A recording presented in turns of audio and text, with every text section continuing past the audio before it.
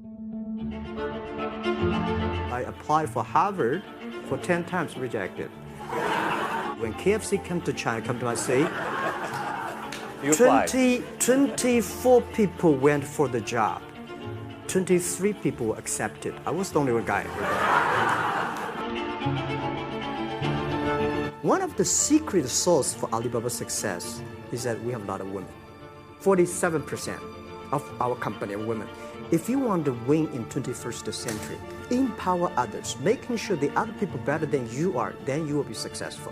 So I find the women, they think about the others more than they think about themselves. China today is the second largest economy in the world. China should pay attention to the quality of the economy. Just like a human growth, certain time the slow of growth of your body was slow, but you should grow your mind, grow your culture, grow your value, grow your wisdom. I think China is moving to that direction. When you have $1 billion, that's not your money. That's the trust society gives on you. So many people I talked to at that time for Alipay, they say, this is the stupidest idea you have ever got. But I say, I don't wear the stupid clever as long as people use it. Now we have 800 million people using this Alipay. Tai Chi is about how you balance, how you work, like a competition. People say when I compete with eBay, say, you hate eBay. No, I don't hate eBay. It's a great company. They come, I go.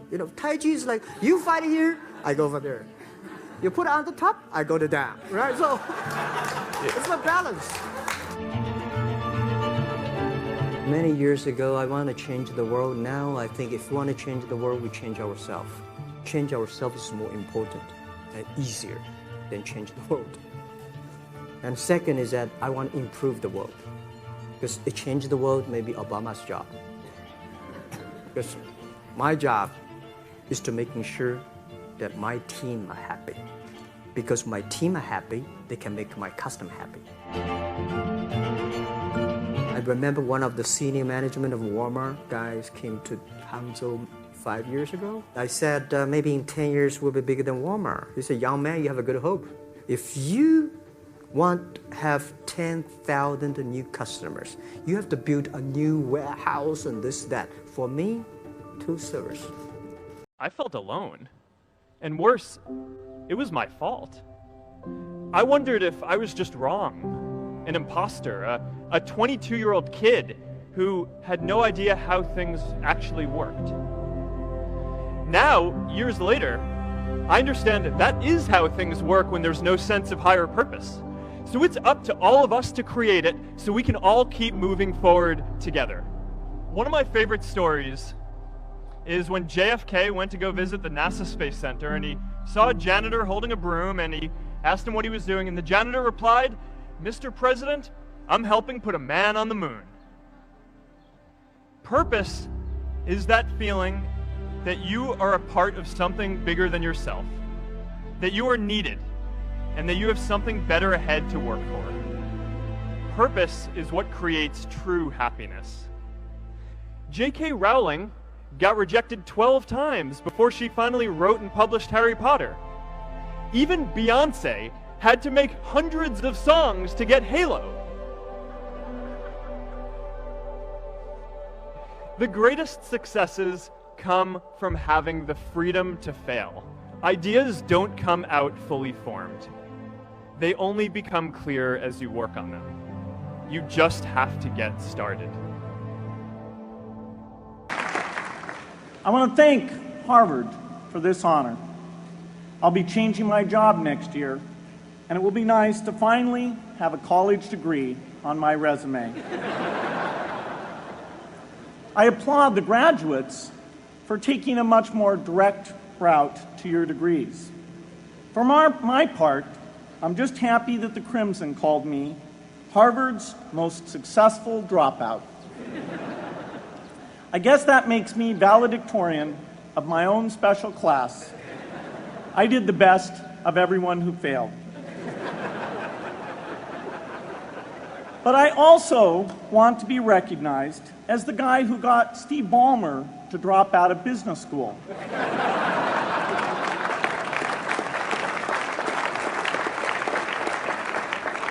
I'm a bad influence. That's why I was invited to speak at your graduation. If I'd spoken at your orientation, fewer of you might be here today.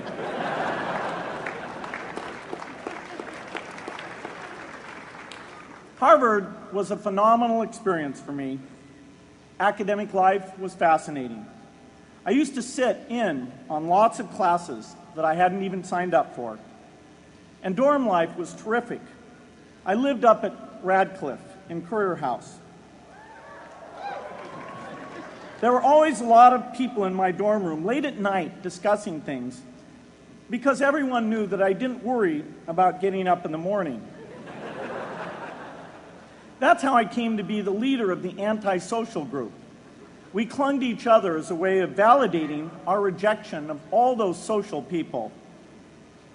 Radcliffe was a great place to live. There were more women up there, and most of the guys were math science types. The combination offered me the best odds, if you know what I mean.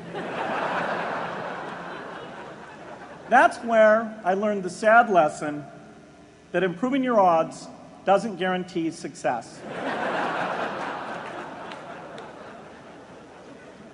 One of my biggest memories of Harvard came in January 1975 when I made a call from Currier House to a company in Albuquerque, New Mexico that had begun making the world's first personal computer. I offered to sell them software. I worried they would realize I was just a student in a dorm and hang up on me. Instead, they said, "We're not quite ready. Come see us in a month," which was a good thing because we hadn't written the software yet. From that moment, I worked day and night on the extra credit project that marked the end of my college education and the beginning of a remarkable journey with Microsoft. What I remember above all about Harvard was being in the midst of so much energy and intelligence. It could be exhilarating, intimidating, sometimes even discouraging, but always challenging. It was an amazing privilege, and though I left early, I was transformed by my years at Harvard, the friendships I made, and the ideas I worked on. But taking a serious look back, I do have one big regret. I left Harvard with no real awareness of the awful inequities in the world, the appalling disparities of health and wealth and opportunity that condemn millions of people to lives of despair. I learned a lot here at Harvard about new ideas in economics and politics. I got great exposure to the advances being made in the sciences. But humanity's greatest advances are not in its discoveries, but in how those discoveries are applied to reduce inequity.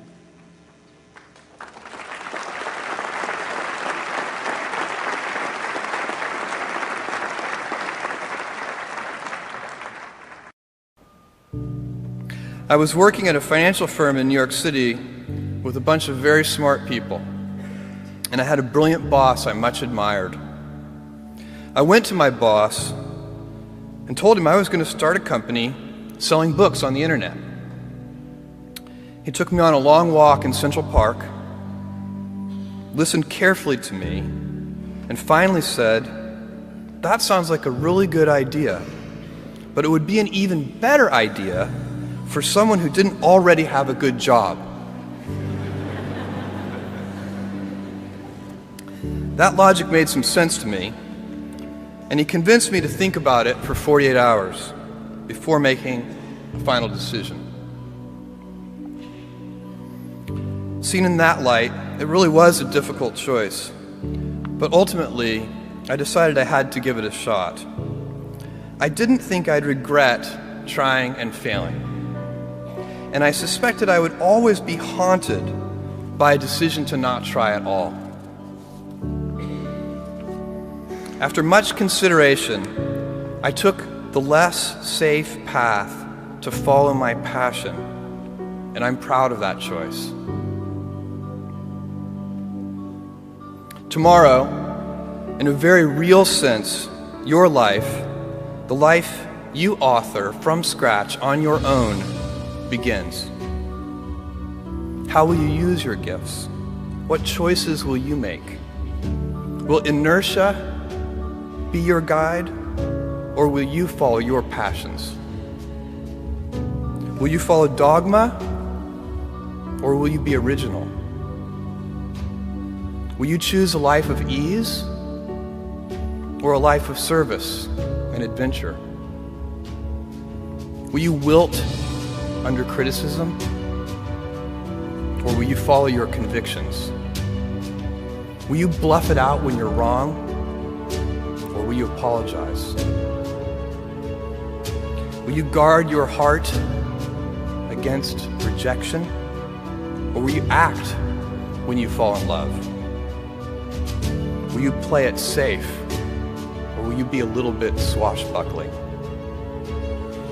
When it's tough, will you give up, or will you be relentless?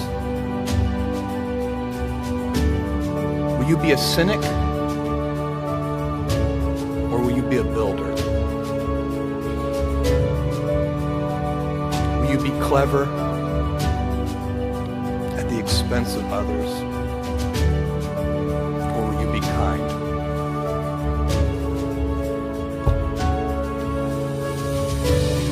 I will hazard a prediction. When you are 80 years old, and in a quiet moment of reflection, narrating for only yourself the most personal version of your life story, the telling that will be most compact and meaningful will be the series of choices you have made. In the end, we are our choices. Build yourself a great story. Dyslexic. I had no understanding of schoolwork whatsoever. I certainly would have failed IQ tests. And you know, it's one of the reasons I left school when I was 15 years old. And if I'm not interested in something, you know, I don't grasp it.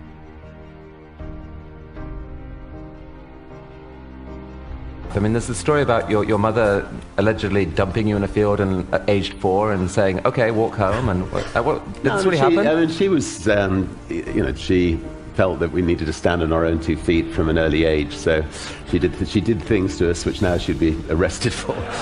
So, yeah, such as, you know, pushing us out of the car and telling us to find our own way to Granny's about 5 miles before we actually got there, and making us go on, you know, wonderful long bike rides, and we're never allowed to watch television. I just love learning, and I'm incredibly inquisitive, and I love taking on the status quo and trying to turn it upside down. So I've seen life as one long learning process, and if I see, if I fly on somebody else's airline and find the experience is not a pleasant one, which it wasn't 21 years ago, then I think, well, maybe I can create the kind of airline that I'd like to fly on, and so got one sort of second-hand 747 from Boeing and gave it a go. Well, I think that there's a very thin dividing line between success and failure. We were being attacked by British Airways. They were trying to put our airline out of business, and they launched what's become known as the Dirty Tricks campaign. And I realised that the whole empire was likely to come crashing down unless I chipped in a chip. And in order to protect the jobs of the people who work for the airline and protect the jobs of the people who work for the record company, I had to sell the family jewelry to protect the airline. As it turned out, it proved to be the right move. But it was sad at the time, and but we moved on.